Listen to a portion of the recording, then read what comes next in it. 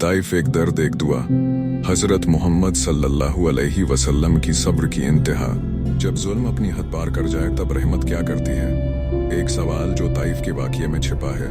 यह कहानी है एक ऐसे नबी की जो अकेले चल पड़ा, क्योंकि जिस सरजमीन पर वो पैदा हुआ उसी ने उसे ठुकरा दिया। मक्का में हर तरफ नफरत, तौहीन और तशद्दुद। जिसे वो अस्सादिक अल अमीन कहते थे, उसी को आज झूठा, जादूगर और दीवाना कह रहे थे। काफिर लोग ताना मारते, रास्ता रोकते, धक्का देते हुए उम्मीद की एक किरण हजरत मोहम्मद सल्लल्लाहु अलैहि वसल्लम ने रुख किया ताइफ की तरफ। शायद वहाँ के लोग हिदायत को कबूल कर लें। गर्मी, पसीने, थकान और हर कदम पर यकीन, अल्लाह हमारे साथ है। ताइफ हरे भरे बागों का शहर, मगर दिलों में सूखा ऐसा कि रहमत को भी न पहचाना।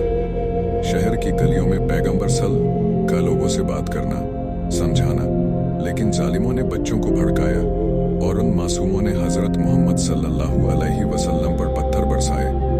हर पत्थर उनके जिस्म पर जख्म छोड़ता गया, मगर दिल से दुआओं का दरिया बहता रहा। खून से लथपथ पैर जैद रजी अल्लाह अन्हु उनको ढकते हुए बाग में जाकर बैठते हैं। जमीन खामोश थी, आसमान देख रहा था और नबी अल्लाह से बात कर रहे थे। दुआ में कहने लगे, ऐ अल्लाह, मैं तुझी से अपनी कमजोरी की शिकायत करता हूँ। अगर तू मुझसे नाराज नहीं तो मुझे कोई गम नहीं। उतने में जिब्रील अलैहि सलाम का आना और कहना। अल्लाह ने देखा और भेजा अपने फरिश्ते को। जिब्रील अलैहि सलाम आए और कहा, अगर आप चाहें तो इन बागियों को इन पहाड़ों के बीच कुचल दूं। रसूल सल्लल्लाहु अलैहि वसल्लम का जवाब, नहीं, मैं तो चाहता हूं कि शायद इनकी औलादों में से कोई अल्लाह की इबादत करने वाला बन जाए। क्या ये इंसानियत की इंतहा नहीं? पत्थर खाने के बाद थे वो दुआ करते हैं, बद्दुआ नहीं। उसके बाद ताइफ के लोगों का इस्लाम कबूल करना कई सालों बाद। इससे नसीहत और सबक, ये ताइफ का वाक़या नहीं, ये सब्र की सबसे ऊंची मिसाल है, दया की सबसे रूहानी तस्वीर है और इस्लाम की असली पहचान है।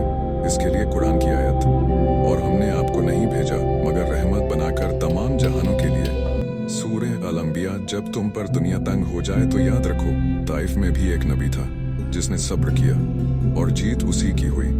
अगर ये कहानी आपके दिल को छू गई हो तो इसे दूसरों तक पहुंचाइए, क्योंकि इस्लाम सिर्फ एक मजहब नहीं बल्कि रहमत, सब्र और इंसानियत का पैगाम है। अल्लाह सही समझ आता फरमाए, आमीन। सुब्हानल्लाहि व बिहम्दिही, सुब्हानल्लाहिल अज़ीम।